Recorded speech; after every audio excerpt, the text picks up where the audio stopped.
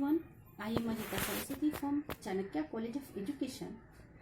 आज हम लोग उपस्थित हुए हैं ई लर्निंग क्लासेस में, जो हम विशेष क्लास को लेकर के आते हैं, जो आज हमारे क्लासेस को, हमारी स्टडी को जो बहुत ही लंबा समय मिला, जिसमें हम लोग पढ़ाई नहीं कर पा रहे हैं, तो ये लेकर हमारे कॉलेजेस से ई लर्निंग क्लासेस को प्रस्तुत किया जा रहा है, स्पेशली आप सबको के लिए, आप सभी स्टूडेंट के लिए। तो इसमें आज डीएलएड फर्स्ट ईयर में हम लोग रिवीजन क्लास में कुछ प्रश्नों को देखेंगे, प्रत्येक प्रश्न रिवीजन क्लासेस की तरह, जो हमारे आने वाले एग्जाम्स में इम्पोर्टेंट है, महत्वपूर्ण है। तो इसे आप लोग बार बार देखिए, पढ़िए और इसे अपने दोस्तों को शेयर कीजिए, और जिससे आपके दोस्तों को भी फायदा होगा, क्योंकि एग्जाम्स अब आपके सामने आ चुके हैं। तो जिसमें आज F8 हिंदी का शिक्षण शास्त्र में रिवीजन क्लास में हम यूनिट 4 से आज का हमारा टॉपिक रहेगा पठन के विभिन्न स्तर।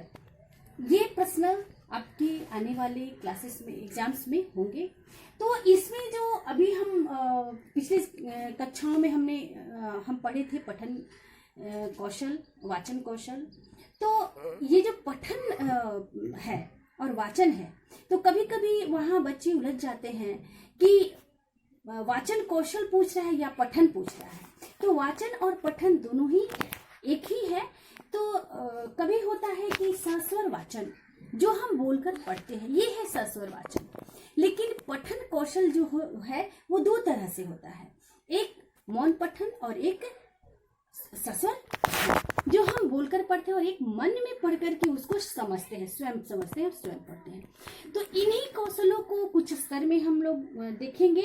जो बालक को हम लोग जब पठन कौशल में जब लाते हैं, जब उसे पढ़ना सिखाते हैं, तो हम किन किन बातों को ध्यान देते हैं और किस प्रकार हम उन्हें पढ़ाते हैं। तो ये विभिन्न स्तर कौन है, बिंदुएं कौन है विभिन्न, तो इन बिंदुओं को हम आज की क्लासेस में जानेंगे।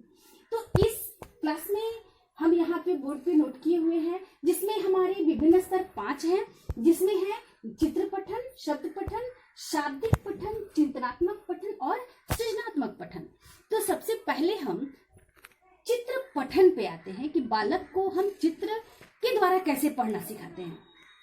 तो यहाँ हम एक चित्र लिए हैं, जो स्पष्ट यहाँ आपको दिख रहा है, ये एक आम का चित्र है, और हम बालक को ये चित्र देख करके जैसे ये चित्र दिखाते हैं, बालक कहता है कि आम है। क्यों कहता है? क्योंकि बालक वो रोज ही जो आम का मौसम आता है तो उसमें वो देखता है और वो पहचानता है, तो उसका पूर्व ज्ञान है कि वह आम है। अब ये आम की विशेषता हम बताते हैं वहां पे पढ़ने चित्र के साथ साथ, उसके बारे में ये बताते हैं आम हरा, कच्चा होता है तब हरा होता है, और पकने के बाद ये पीला हो जाता है। तो आम जो है वो, आज उसने क्या पढ़ा, आम और कलर के बारे में भी, रंगों के बारे में भी जाना। उसी प्रकार यहाँ एक चूहे का चित्र है, यहाँ चित्र भी है और चूहा लिखा हुआ भी है। तो उसको पढ़ने में बताते हैं, वो चित्र देखते ही चूहा बता देता है। तो पढ़ने में वो क्या, चित्र पठन शुरू हुआ उसका। यहाँ वो आसानी से पढ़ लेता है, ये चूहा है तो यहाँ चूहा लिखा हुआ है, ये गेंद है, यहाँ गेंद लिखा हुआ है, यहाँ फूल है, यहाँ फूल लिखा हुआ है, यहाँ एक पेड़ है, यहाँ पेड़ लिखा हुआ है। तो इस प्रकार वो चित्रों को देखते हुए वो पढ़ लेता है। इस प्रकार से बहुत सारे ऐसे चित्र होते हैं कि हम चित्र को दिखाकर उससे कहानियां भी पूछ लेते हैं। जैसे रक्षाबंधन का त्योहार है, कोई बहन अपनी भाई को राखी जब बांध रही है, तो उस बांधते समय जब वो देखता है बालक, तो वो तुरंत ही स्पष्ट होके बोलता है कि रक्षाबंधन के त्योहार का चित्र है। इसी प्रकार से अन्य बहुत सारे चित्र को दिखा के हम बच्चे को बोलने को कहेंगे, पढ़ने को कहेंगे, बालक पढ़ के बता देगा। दूसरा है शब्द पठन। अब यहाँ है कि शब्द पठन, पहले जो है ये यहाँ पे हमने चित्र को द्वारा बताया। अब यहाँ पे लिखा हुआ है कमल। अब यहाँ जो कमल लिखा है, तो सबसे पहले हम चित्र को दिखा दिए और उसको हम पढ़ने को कहते हैं, तो वो देख करके पढ़ता है कमल। इससे एक शब्द बना, क्या बना, कमल, और यह जो है वह आसानी से पढ़ लेता है। तो ये जो है दूसरे नंबर पे वो चित्र पठन में, शब्द पठन में शब्द पहले देते हैं और फिर उसको बताते हैं कि आप उसमें जो कमल है वो कहाँ लिखा हुआ है उसको बताइए। बालक चित्र देखते ही यहाँ पे कमल बता देता है। तो उसका ये जो पठन कौशल है वो उसकी उद्देश्य प्राप्ति में सहायक होता है। अगला है कि शाब्दिक पठन।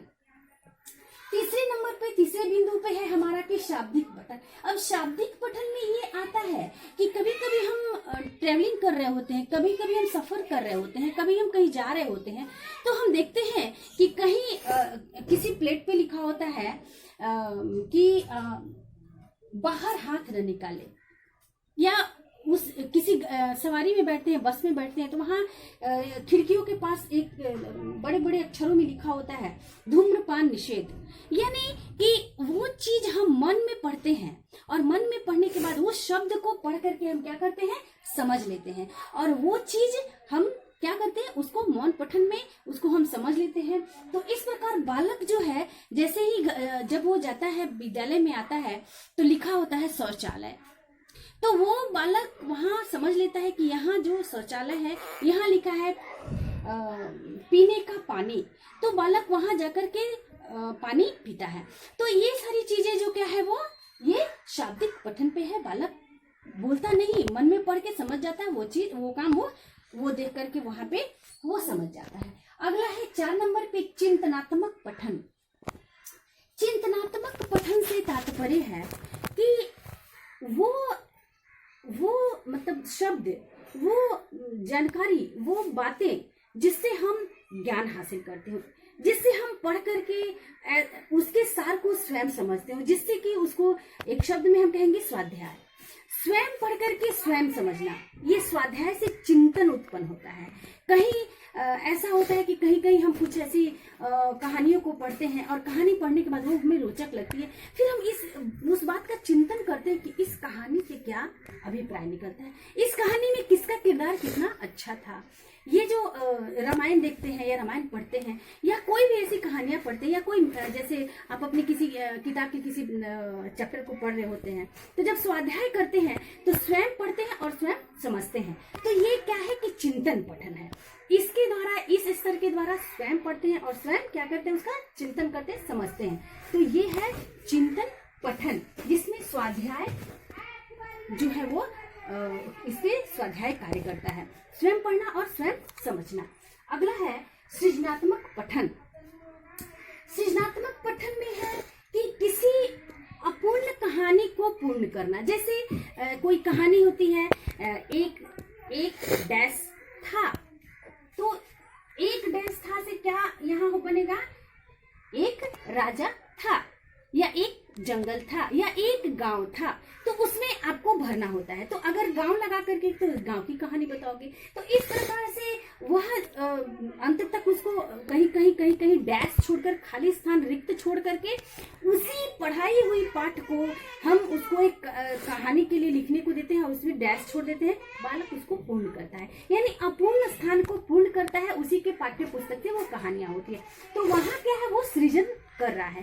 कभी कभी ऐसा है कि किसी कहानी को वो जो पढ़ा है कभी, और उसको हम डैश डैश करके छोड़ देते हैं, उसको भी वो पूर्ण करता है। दूसरा है अपनी कल्पना से घटना विस्तार, यानी अपनी कल्पना से घटना विस्तार को बताना।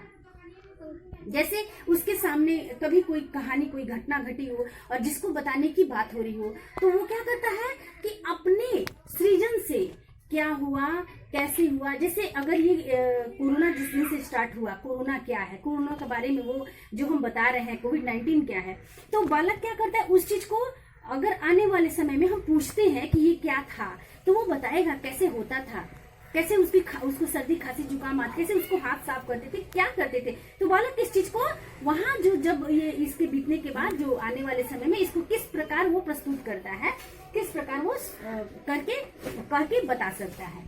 अगला है लेख निबंधन।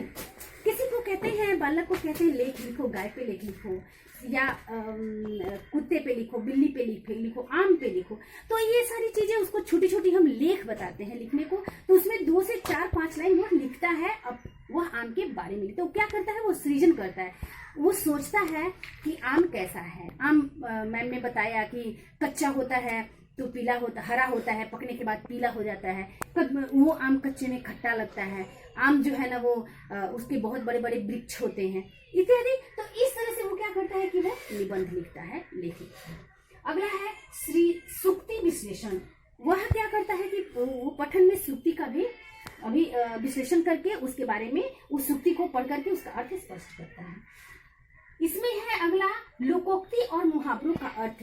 लोकोक्तियों को भी वो अर्थ करके बताता है और मुहावरे जो है उसमें अंतर करके बताता है। लोकोक्ति क्या है और मुहावरा क्या है। अगला है कथन पुष्टि या उदाहरण द्वारा। कथन की पुष्टि उदाहरण द्वारा कि किस प्रकार हम कोई उदाहरण दे करके उस घटना को, उस बात को हम एग्जाम्पल के द्वारा स्पष्ट करते हैं। तो इस प्रकार से ये जो आपका पठन कौशल का स्तर है वो 5 है और इसको हम इस प्रकार पठन कौशल को हम बालक को यदि पढ़ाते हैं तो हम अपने उद्देश्य को पूर्ण करते हैं।